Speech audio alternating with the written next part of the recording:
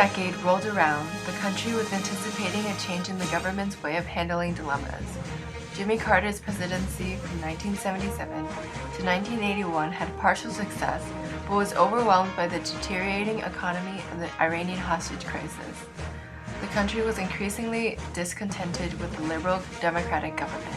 The nation had to deal with high inflation coupled with high unemployment, a problem we now know as stagflation, not to mention the OPEC embargo and the energy crisis that America was faced with. The Iranian hostage crisis made Americans feel helpless and vulnerable.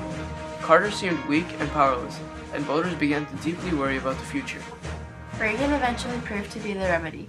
He urged Americans to believe in themselves again and stated that the United States was a shining city on a hill, whose best days were still to come. Many thought that he was too extreme and simplistic, but opposition to the status quo ran so deep that the electorate decided to give the former movie star a chance in the White House.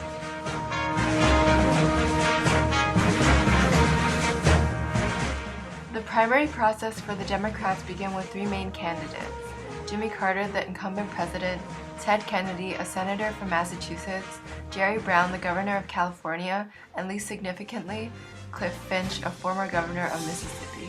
The race for the Democratic nomination narrowed when Brown withdrew on April 2, 1980, leaving two major potential candidates and one minor potential candidate. In the summer of 1980, the Draft Muskie movement gained traction. Secretary of State Edmund Muskie was seen as a favorable alternative in the deadlock between Carter and Kennedy. This implied that the attraction to Ted Kennedy was merely a dislike to the re-election of Carter. Eventually, however, the campaign failed. Carter and Kennedy faced off in 34 primaries, the most contentious and tumultuous primary race since President Taft in 1912. Momentum had built for Kennedy when Carter's attempt to rescue the hostages in Iran failed miserably and drew further skepticism as to Carter's leadership abilities. Even so, Carter was still able to maintain a substantial lead, even after Kennedy swept the last batch of primaries that took place in the southern and rural states. Finally, on the penultimate day, Kennedy conceded the nomination and called for a more liberal party platform. Carter defeated Kennedy in 24 of the 34 primaries, ensuring his candidacy for the Democratic ballot. Along with Carter, incumbent Vice President Walter Mondale was also re-elected, allowing the Democrats to keep the same ticket that they had in 1976.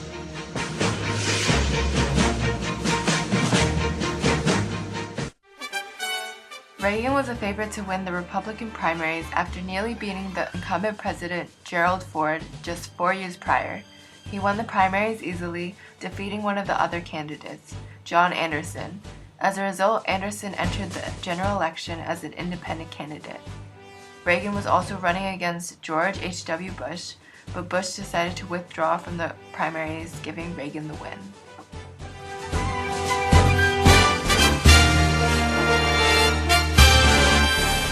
The Democratic National Convention took place on August 11th until August 14th, 1980, in Madison Square Garden. The candidates were Jimmy Carter, Ted Kennedy, and Jerry Brown. The party nominated incumbent President Jimmy Carter for president and Walter Mondale for vice president. During Carter's acceptance speech, he warned against Reagan's conservatism that posed a threat to world peace and progressive social welfare programs from the New Deal to the Great Society. During this convention, Massachusetts Senator Edward M. Kennedy, Ted Kennedy, sought the votes of delegates held by Carter. This convention was notable because it was the last time in the 20th century that a candidate such as Ted Kennedy tried to get the delegates released from their voting commitments.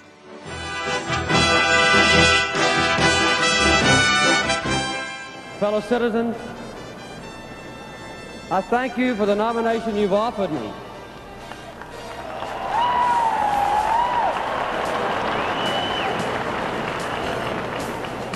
And I especially thank you for choosing as my running mate the best partner any president ever had, Fritz Mondale.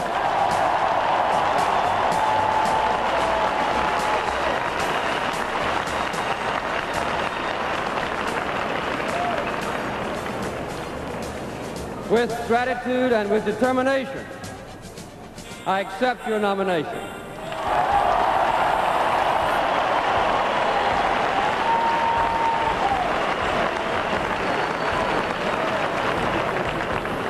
And I am proud to run on the progressive and sound platform that you have hammered out at this convention.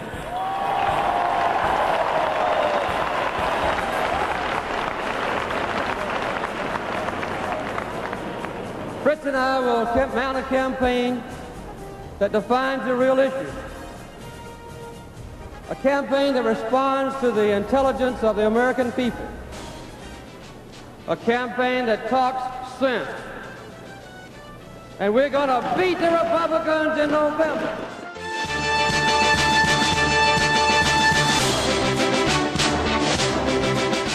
The Republican National Convention was held at Joe Louis Arena in Detroit, Michigan, from July 14th to July 17th, 1980.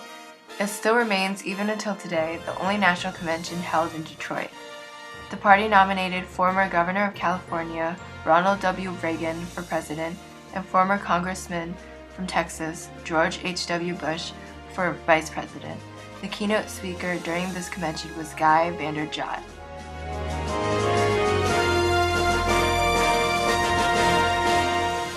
Well, the first thrill tonight was to find myself for the first time in a long time in a movie on prime time. But this, as you can imagine, is the second big thrill. Mr. Chairman,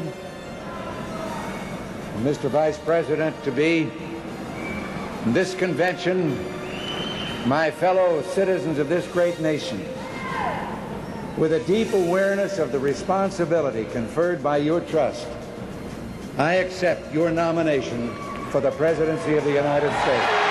I'm very proud of our party tonight. This convention has shown to all America a party united with positive programs for solving the nation's problems. A party ready to build a new consensus with all those across the land who share a community of values embodied in these words: family, work, neighborhood, peace, and freedom.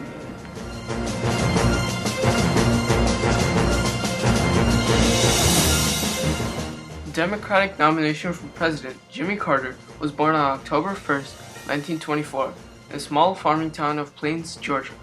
He studied at the Georgia Institute of Technology and eventually moved to the Naval Academy. In the early part of his life, he became a submariner and rose to lieutenant.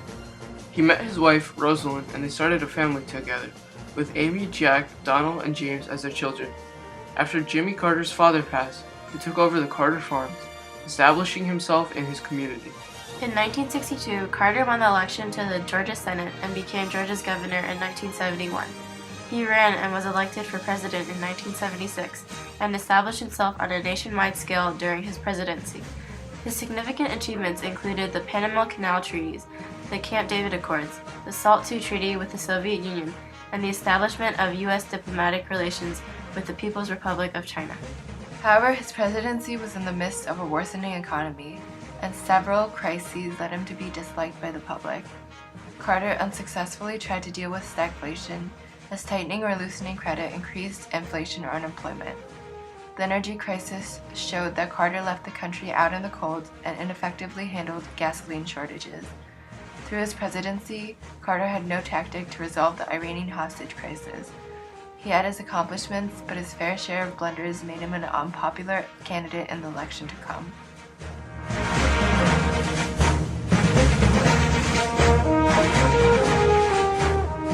Carter renominated Walter Mondale to be his running mate, as he was in the election of 1976. Mondale was born in Minnesota and in the earlier part of his life served in the U.S. Army during the Korean War.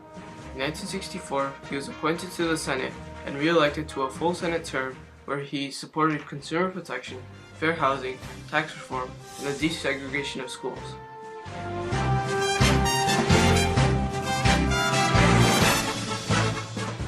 Ronald Reagan was the Republican Party's choice for nomination.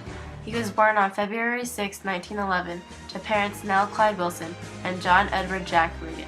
His brother was Neil Reagan. He showed proclivity towards politics at a young age by becoming student council president and leading a student revolt against the college president after he tried to cut back the faculty. He graduated from Eureka College in 1932 and drove himself to Iowa, auditioning for small-town radio stations. Reagan started his entertainment career with a contract from Warner Brothers Studios for 7 years. His favorite acting role was a double amputee in King's Row of 1942. It was considered his most successful role. His acting career was cut short when he enlisted in the Army Enlisted Reserve on April 29, 1937, and was assigned as a private in Des Moines, Iowa. He married his first wife, Jane Wyman, soon after and had 2 children, Maureen and Christine, who died. After his stint in the military, he was elected as Screen Actors Guild president in 1941. He testified at the House of Un-American Activities Committee about actors and producers of whom he and his wife believed were communist sympathizers. He married his second wife, Nancy Davis, on March 4, 1952, after his divorce. They had 2 children as well, Patty and Ron. Reagan started off as a Democrat, but slowly shifted towards the right during the 1950s. He became a Republican in August of 1962 and endorsed the campaign of Barry Goldwater in 1964. His A Time of Choosing speech launched his political career. When he ran for governor of California, he defeated Edmund G. Pat Brown and was sworn in on January 2, 1967. During his time as governor, he froze government hiring and approved tax hikes to balance the budget. He ran unsuccessfully during the election of 1976, but ran again in the election of 1980.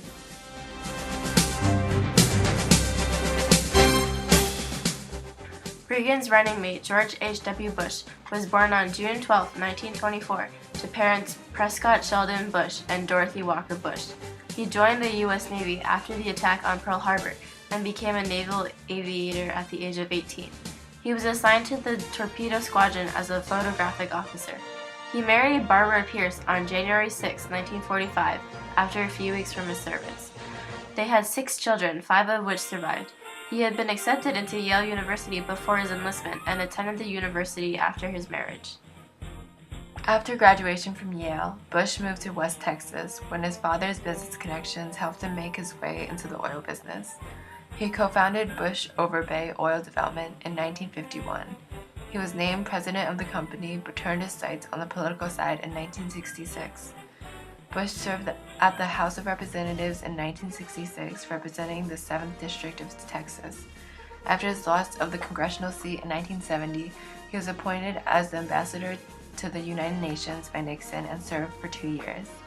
During Nixon's Watergate scandal, Nixon appointed Bush to be the chairman of the Republican National Committee in 1973. In 1976, Bush became the director of the Central Intelligence Agency. He decided he wanted to run for president in the late 1970s. However, he dropped out of the race in May of 1979. He was then selected as vice presidential nominee by Reagan in the election of 1980.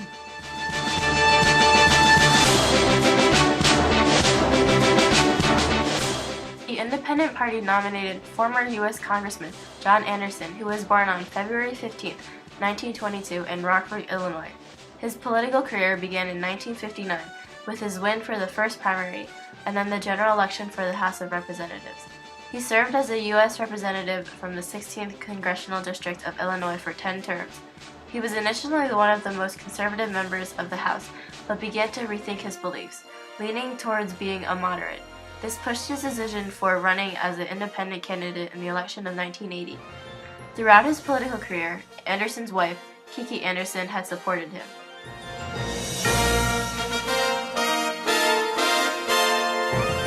Anderson nominated Patrick Joseph Lucy as his running mate. Lucy was born and raised in La Crosse, Wisconsin.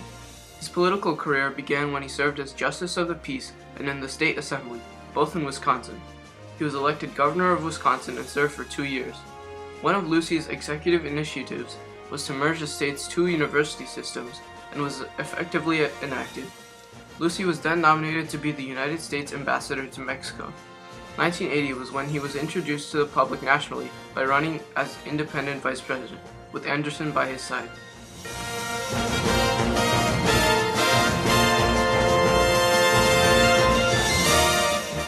There are many ills within the nation before the election of 1980. Overall, there was a public dislike of Carter's presidency, which had brought many problems to the nation. First, there was an ongoing Iranian hostage crisis, which Carter seemingly couldn't bring an end to. There was also the ensuing energy crisis, which was still affecting the American economy. Outside of the political sphere, however, there was still plenty going on. One phenomenon that was taking place was the onset of the modern computer age. only a few years before the election were the Apple and Microsoft companies founded. Cellular telephones were also invented before the election. Moreover, the ever-helpful Post-it notes were invented. On the science side, the American public became increasingly aware of the issue of global warming, which Carter accounted for in his platform. In American social life, pop culture made an impact in American life. In 1980, John Lennon was shot and killed. His death triggered a worldwide outpouring of anguish. Another important event that was happening was the Soviet Union's invasion of Afghanistan in December of 1979. This aggressive action ended a decade of improving US-Soviet relations. Carter and the rest of the US feared that the invasion might lead to a Soviet move to control the oil-rich Persian Gulf. Carter then put an embargo on grain exports and the sale of high technology to the Soviet Union. The United States also boycotted the 1980 Summer Olympics in Moscow as a result of the Soviet aggression. Because of this incident, Carter had to shift from his previous arms reduction campaign to an arms buildup. The biggest issue at home that was still going on at the time of the election was the troubled economy and the issue of stagflation. The inflation slowed economic growth because consumers could no longer afford the high interest rates that came with high prices. The inflation pushed middle-class taxpayers into higher tax brackets, which eventually led to the taxpayers' revolt. Overall, American standard of living was on the decline.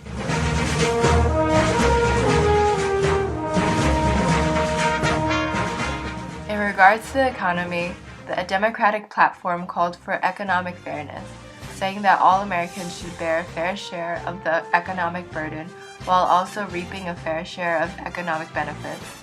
It called for an end to high interest rates as well. The Democrats' economic program also called for tax cuts, like in 1977 and 1978, and called for more federal dollars to be directed towards programs that alleviated the worst of the nation's problems. They called for airline and banking reform and also proposed a way to fight inflation while not increasing unemployment. The platform also called for anti-recession assistance as well as full employment. The Democrats believed that fiscal policy must remain a flexible tool. Therefore, they opposed a constitutional amendment requiring a balanced budget. Carter's platform was also very supportive of women. He wanted to implement a national program for women's business enterprises. He wanted to offer government business and financial support to women-owned businesses. The Democrats pledged to secure the rights of working women. They promised to close the wage gap between men and women, to expand child care opportunities for families with working parents, and to end the tax discrimination that penalized married working couples. In terms of full equality for women, the Democratic Party endorsed the Equal Rights Amendment. They committed themselves to a constitution, economy, and society open to women being on an equal basis with men. To respond to the energy crisis, the Democrats wanted to decrease reliance on foreign oil. They therefore proposed to cut oil imports in half by the end of the decade. They also proposed new forms of production for new energy sources, encouraged conservation of existing energy resources, and improved international cooperation to reduce the reliance on OPEC. Overall, the Democrats wanted the nation to use energy efficiently and develop secure, environmentally safe, and reasonably priced energy sources. Platform in general endorsed consumer protection, antitrust enforcement, social security, pensions, welfare reform, was against drug and substance abuse, and wanted to strengthen the federal government's assistance to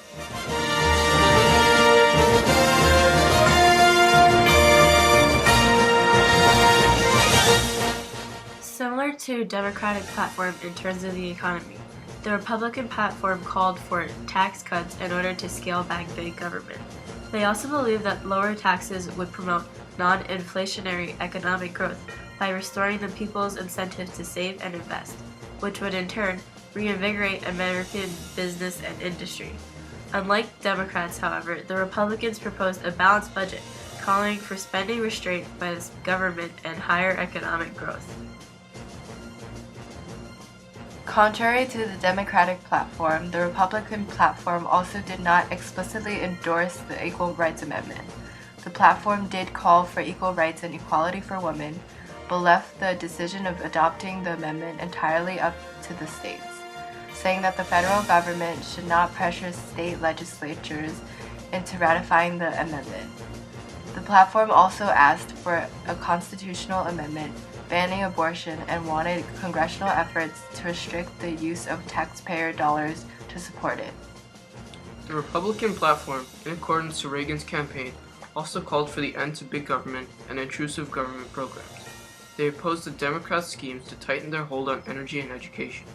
The platform charged that the Democrats ignored or sidetracked their proposals to eliminate wasteful spending programs and regulations. They charged that the unchecked growth of government power contributed to the spiraling inflation and stifled private initiative, individual freedom, and state and local government autonomy. They hoped to revitalize the free enterprise system and move back toward deregulation. To respond to the energy crisis, Reagan's platform wanted to push America towards self-sufficiency.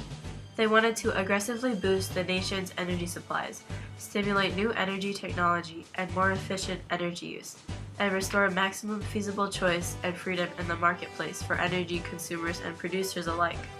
Republicans wanted to use more coal as fuel, which was Americans' most abundant fuel source. Overall, they saw coal, gas, and nuclear fission as the best intermediate solution to America's energy needs. The Reagan platform also denounced the Carter administration's trend towards cutting defense spending. Republicans wanted to increase defense spending, arguing that the Soviet Union was spending $50 billion more than the United States was. They wanted to build towards a sustained defense expenditure to close the gap with the Soviet Union. We later see Reagan's desire for a stronger defense in his endorsement of the Strategic Defense Initiative. The last candidate, John B. Anderson, campaigned like a moderate Republican compared to Reagan's conservatism. This appealed to anti-Carter voters. His platform called for the conservation of natural resources like Carter, but through an increase in the gas tax to encourage the conservation. Like Republicans, he wanted to turn to coal and nuclear power as alternative energy sources. To remedy the economy, Anderson supported fiscal measures to reduce the federal deficit and encouraged the lowering of interest rates. He was the only candidate that did not support inflationary tax cuts. He also proposed to index the personal income tax rates to prevent taxpayer incomes from being pushed to higher tax brackets by inflation. He wanted to provide new tax incentives and desired an upgrade in labor market skills to encourage innovation.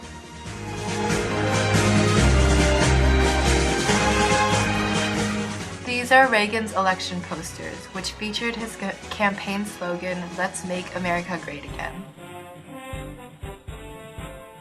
This is Carter's election poster, which portrayed that he and Mondale were a worthy team tested through different problems. And here we have an election poster for John Anderson, which simply says to vote for him.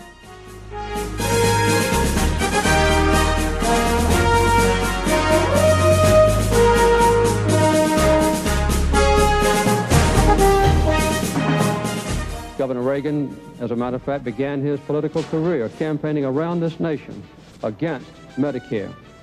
Now we have an opportunity to move toward national health insurance with an emphasis on the prevention of disease, an emphasis on outpatient care, not inpatient care, an emphasis on hospital cost containment to hold down the cost of hospital care for those who are ill, an emphasis on catastrophic health insurance, so that if a family is threatened with being wiped out economically because of a very high medical bill, then the insurance would help pay for it.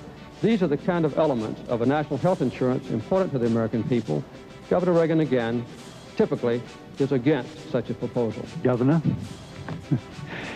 there you go again. When I opposed Medicare, there was another piece of legislation meeting the same problem before the Congress. I happened to favor the other piece of legislation and thought that it would be better for the senior citizens and provide better care than the one that was finally passed.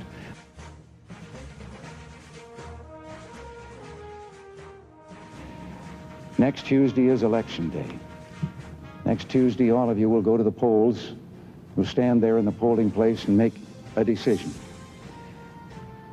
I think when you make that decision, it might be well if you would ask yourself, are you better off than you were 4 years ago? Is it easier for you to go and buy things in the stores than it was 4 years ago? Is there more or less unemployment in the country than there was 4 years ago? Is America as respected throughout the world as it was? Do you feel is as safe, that we're as strong as we were 4 years ago? And if you answer all of those questions yes, why then I think your choice is very obvious as to who you will vote for. If you don't agree, if you don't think that this course that we've been on for the last 4 years is what you would like to see us follow for the next 4, then I could suggest another choice that you have. The 1980 election only held one debate in October between the two major candidates before the voters voted. This debate was pivotal, as it increased Reagan's lead over Carter dramatically and let him win comfortably. Before the debate, however, Carter made it clear that he did not want debate at all. When John Anderson was seemingly going to be invited to the debates as well, Carter steadfastly refused to participate. Reagan, on the other hand, refused to debate without Anderson. The debate between only Reagan and Anderson was held on September 21st, with Reagan attacking Carter's refusal to participate. This debate ended in a draw between Anderson and Reagan. In October, the Reagan campaign decided to heed Carter's request to exclude Anderson. The debate that was just shown was held in Cleveland, Ohio, on October 28th. The TV ratings ranked among the highest for any television show. During the debate, Carter sought to portray Reagan as a reckless war hawk and a dangerous right-wing radical. During the debate, Carter emphasized that nuclear weapons policy was the foremost problem in the United States, a claim that was later satirized.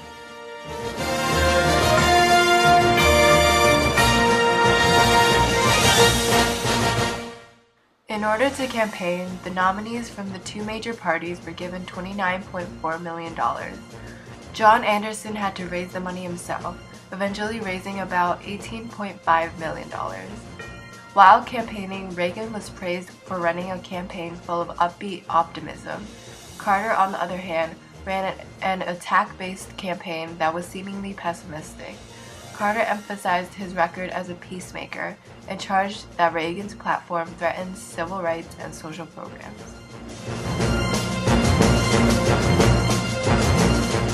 After the primaries, a poll showed that 58% of voters were upset with Carter's handling of the presidency. However, both leading candidates were viewed negatively by voters. In the beginning, Carter had most of the support of evangelical Christians. However, a lobbying group called Moral Majority, led by Jerry Falwell, ended up allowing Reagan to win over 2/3 of the white evangelical vote. Also, by 1980, many Americans believed that the government held too much power, parallel with one of the biggest ideas in Reagan's campaign. Many promises were made during Reagan's campaign. He promised increased government spending in the military, which 60% of Americans agreed with. He promised to restore the American economic health by implementing supply-side economics.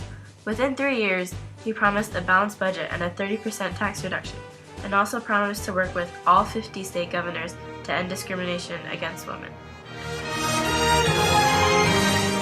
Carter was often criticized by his own aides for not having an actual plan to help the economy recover. He also did not make any campaign promises. However, he did often criticize Reagan's economic plan, despite never coming up with one on his own. While campaigning, Reagan emphasized his support for states' rights, saying that the federal government took powers that were not granted to it in the Constitution. He said that programs like education should be given back to the states and local communities with sufficient taxes to fund them. John Anderson's independent campaign was seemingly more detrimental to Carter than to Reagan. Anderson's campaign sought to draw support from liberals, which took away Carter votes in reliable Democratic states like Massachusetts and New York.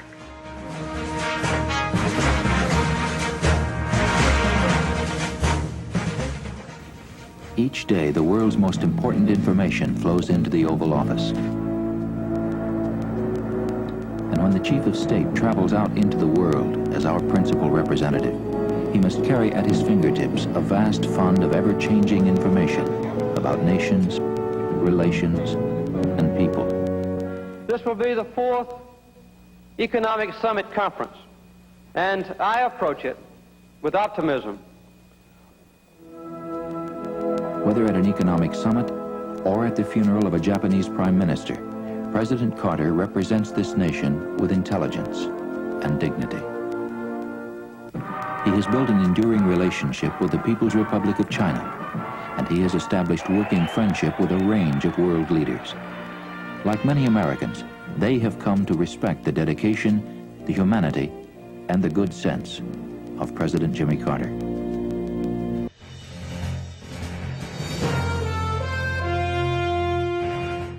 This is a man whose time has come, a strong leader with a proven record. In 1966, answering the call of his party, Ronald Reagan was elected governor of California. Next to president, the biggest job in the nation. What the new governor inherited was a state of crisis. California was faced with a $194 million deficit and was spending $1 million a day more than it was taking in. The state was on the brink of bankruptcy. Governor Reagan became the greatest tax reformer in the state's history. When Governor Reagan left office, the $194 million deficit had been transformed into a $550 million surplus. The San Francisco Chronicle said, Governor Reagan has saved the state from bankruptcy. The time is now for strong leadership. Reagan for president.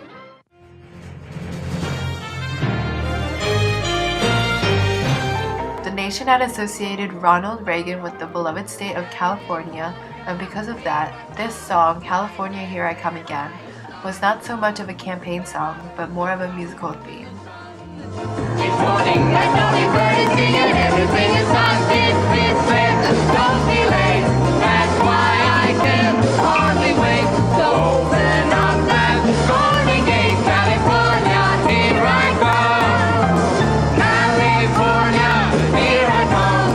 Right back where I started from. Where flowers bloom in the sun. This morning, that golden bird is singing, everything is on don't be late, that's why I can hardly wait to open up that golden gate. California, here I come.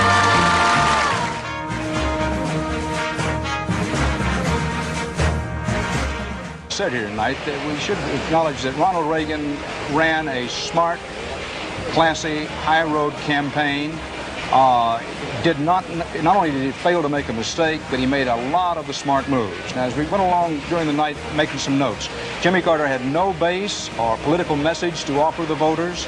Jimmy Carter, standing in the trial heats, consistently ran ahead of his job rating, and eventually the facts and his job rating caught up with him. Ronald Reagan used the debate to convince voters that he was not this mad Hollywood bomber from the West, that he was presidential, whether it was justified or unjustified. He convinced people of that in debates.